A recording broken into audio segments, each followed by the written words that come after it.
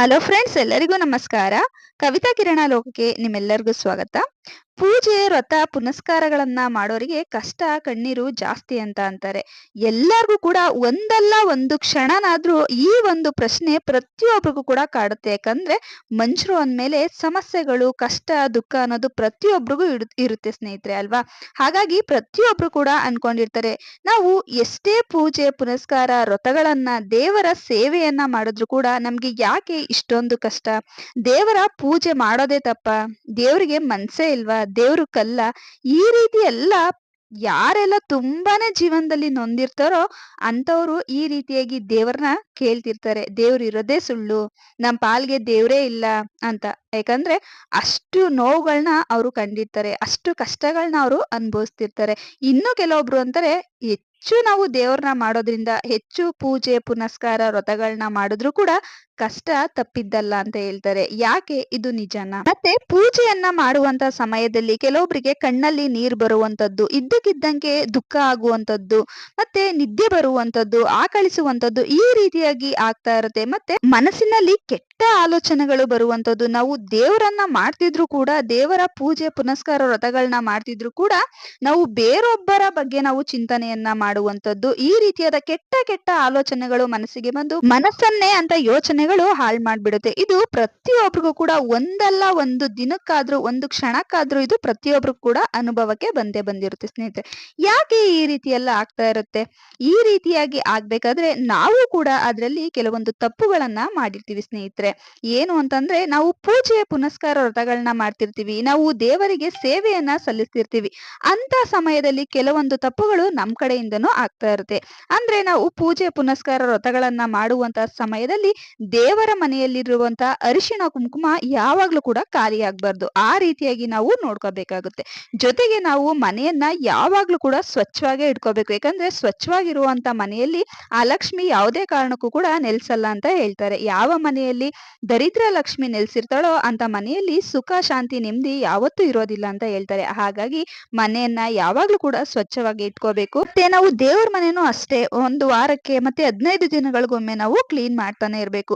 ಯಾವುದೇ ಕಾರಣಕ್ಕೂ ಕೂಡ ದೀಪಗಳಾಗಿರ್ಲಿ ಅಥವಾ ವಿಗ್ರಹಗಳಾಗಿರ್ಲಿ, ದೇವರ ಮನೆಯಲ್ಲಿ ಯಾವುದೇ ಒಂದು ವಸ್ತುಗಳನ್ನ ಇಟ್ಟು ನಾವು ಪೂಜೆಯನ್ನ ಮಾಡ್ತಿದ್ರು ಕೂಡ ಅವ್ಯಾವುದು ಕೂಡ ಮುರಿದು ಹೋಗಿರುವಂತ ಅಥವಾ ಬಿರುಕು ಬಿಟ್ಟಿರುವಂತ ಒಂದು ಯಾವುದೇ ಒಂದು ಪೂಜಾ ಸಾಮಗ್ರಿಗಳನ್ನು ಕೂಡ ನಾವು ದೇವರ ಮನೆಯಲ್ಲಿ ಇಟ್ಕೋಬಾರ್ದು ಸ್ನೇಹಿತರೆ.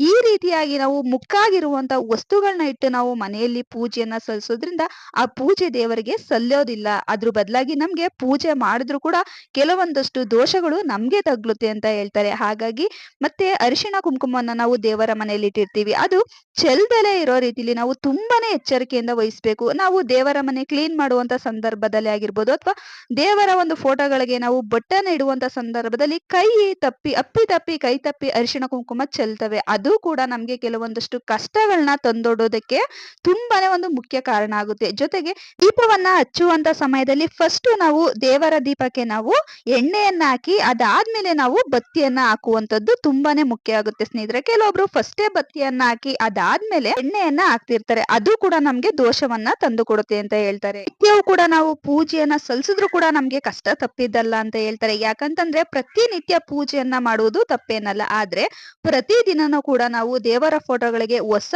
ಹೂಗಳನ್ನ ಇಟ್ಟು ನೈವೇದ್ಯ ಅಂತ ಬಂದಾಗ ಏನಾದ್ರೂ ಸರಿ, ಪ್ರತಿನಿತ್ಯವೂ ಕೂಡ ದೇವರಿಗೆ ಹೊಸ ಹೂವು ನೈವೇದ್ಯವನ್ನ ಇಟ್ಟು ಪೂಜೆಯನ್ನ ಸಲ್ಲಿಸುವಂತದ್ದು ತುಂಬಾನೇ ಒಳ್ಳೇದು ಸ್ನೇಹಿತರೆ. ಕೆಲವೊಬ್ರು ನೆನ್ನೆ ಇಟ್ಟಿರುವಂತ ಹೂವಿಗೆ ಇವತ್ತು ಎದ್ದು ಪೂಜೆಯನ್ನ ಮಾಡ್ತಿರ್ತಾರೆ. ಆ ರೀತಿಯ ತಪ್ಪುಗಳನ್ನ ಮಾಡಬಾರ್ದು. ಆ ರೀತಿ ಮಾಡಿದಾಗ ನಮ್ಗೆ ದೋಷಗಳು, ಮನೆಯಲ್ಲಿ ಕಷ್ಟ ಕಲಹಗಳು ಹೆಚ್ಚಾಗುವಂತೆ ಮಾಡ್ತದೆ ಸ್ನೇಹಿತರೆ. ಒಂದೇ ಒಂದು ಹೂ ಇಟ್ಟು ನಾವು ಪೂಜೆಯನ್ನ ಮಾಡ್ರು ಸರಿ, ಅಥವಾ ಹೂವು ಇಡ್ಲಿಲ್ಲ ಅಂದ್ರೂ ಪರವಾಗಿಲ್ಲ, ನಾವು ಹಳೆ ಹೂಗಳನ್ನ ಎತ್ತಿಕ್ಬಿಟ್ಟು ನಾವು ದೇವರ ಮನೆಯನ್ನ ಕ್ಲೀನ್ ಮಾಡಿ ದೀಪಗಳನ್ನ ಹಚ್ಚಿಟ್ಟು ನಾವು ಊದ್ಗಡ್ಡಿಯಿಂದ ಬೆಳಗಿದ್ರು ಕೂಡ ಅದು ದೇವರಿಗೆ ಪೂಜೆ ಸಲ್ಲುತ್ತೆ ಅಂತ ಹೇಳ್ತಾರೆ. ಆದ್ರೆ ಹೊಸ ಹೂಗಳನ್ನ ಇಟ್ಟು ನೈವೇದ್ಯವನ್ನ ಅರ್ಪಿಸಿ ಪೂಜೆಯನ್ನ ಮಾಡುವಂತದ್ದು ತುಂಬಾನೇ ಒಳ್ಳೇದು.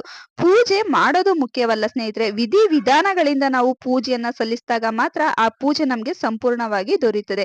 ದೇವ್ರ ಮನೆಯಲ್ಲಿ ಒಡೆದೋಗಿರುವಂತ ಫೋಟೋಗಳನ್ನಾಗಿರ್ಲಿ, ವಿಗ್ರಹಗಳನ್ನೇ ಆಗಿರ್ಲಿ ನಾವು ಇಟ್ಟು ಪೂಜೆಯನ್ನ ಮಾಡಬಾರ್ದು. ಜೊತೆಗೆ ಅಕ್ಷತೆ ಆಗಿರ್ಲಿ, ಕುಂಕುಮ ಆಗಿರ್ಲಿ, ಯಾವುದೇ ಕಾರಣಕ್ಕೂ ದೇವರ ಮನೆಯಲ್ಲಿ ಆಗಿರ್ಬೋದು ಅಥವಾ ಮನೆಯಲ್ಲೇ ಆಗಿರ್ಲಿ ಚೆಲ್ದಲೆ ರೀತಿಯಲ್ಲಿ ತುಂಬಾನೇ ಎಚ್ಚರಿಕೆಯಿಂದ ವಹಿಸ್ಬೇಕು. ಅಕಸ್ಮಾತ್ ಏನಾದ್ರು ಕೆಳಗಡೆ ಅದು ಬಿದ್ರೆ ಅದನ್ನ ಮರುಬಳಕೆಯನ್ನ ಮಾಡಬಾರ್ದು. ಯಾರು ತುಳಿದಲ್ಲಿರುವಂತ ಜಾಗಕ್ಕೆ ತಗೊಂಡೋಗಿ ಹಾಕ್ಬೇಕು ಅಥವಾ ಗಿಡಗಳಿಗೆ ತಗೊಂಡೋಗಿ ಹಾಕ್ಬೇಕು. ಆದ್ರೆ ಅಕ್ಷತೆ ಅಷ್ಟೇ ಅರಿಶಿನ ಕುಂಕುಮ ಮನೆಯಲ್ಲಿ ಚೆಲ್ಲಿದ್ರೆ ಅದು ಅಪಶಕುನ ಅಂತ ಹೇಳ್ತಾರೆ. ಹಾಗಾಗಿ ತುಂಬಾ ಎಚ್ಚರಿಕೆಯನ್ನ ವಹಿಸಿ. ಜೊತೆಗೆ ದೇವರ ಮನೆಯಲ್ಲಿ ಯಾವತ್ತೂ ಅಷ್ಟೇ ಅರಿಶಿನ, ಕುಂಕುಮ, ಎಣ್ಣೆ, ಊದ್ಗಡ್ಡಿ, ಧೂಪ ಇವುಗಳು ಯಾವುದೇ ಕಾರಣಕ್ಕೂ ಕೂಡ ಖಾಲಿ ಆಗ್ಬಾರ್ದು. ಇನ್ನ ಸ್ವಲ್ಪ ಇದ್ದಂಗೆನೆ ನಾವು ಮುಂಚೆನೆ ತಂದು ಇಟ್ಕೋಬೇಕಾಗುತ್ತೆ. ಈ ರೀತಿಯಾಗಿ ಸಣ್ಣ ಪುಟ್ಟ ಕೆಲವೊಂದು ವಿಚಾರಗಳನ್ನ ನಾವು ತಿಳ್ಕೊಂಡು ಪೂಜೆ ಪುನಸ್ಕಾರಗಳ ವಿಚಾರದಲ್ಲಿ ನಾವು ಎಚ್ಚರಿಕೆಯನ್ನ ವಹಿಸಿದ್ರೆ ಆ ಪೂಜೆಯ ಫಲ ಅನ್ನೋದು ನಮ್ಗೆ ದೊರೆಯುತ್ತೆ. ಇಲ್ಲ ಅಂತಂದ್ರೆ ನಾವು ಮತ್ತೆ ಇನ್ನೊಂದು ಮುಖ್ಯವಾಗಿ ಅಂತಂದ್ರೆ ಪೂಜೆನ ಮಾಡುವಾಗ ಇಂತಿಷ್ಟು ಸಮಯದಲ್ಲಿ ಪೂಜೆಯನ್ನ ಮಾಡ್ಬೇಕು ಅಂತ ಹೇಳ್ತಾರೆ. ಅಂದ್ರೆ ಕೆಲವೊಂದು ಬೆಳಗಿನ ಒಂದು ಸಮಯದಲ್ಲಿ ಪೂಜೆಯನ್ನ ಮಾಡಿಕೊಳ್ಳುವಂಥದ್ದು, ಬ್ರಾಹ್ಮಿ ಮುಹೂರ್ತದಲ್ಲಿ ಪೂಜೆಯನ್ನ ಮಾಡ್ಕೊಳ್ಳುವಂಥದ್ದು ತುಂಬಾನೇ ಒಳ್ಳೇದು.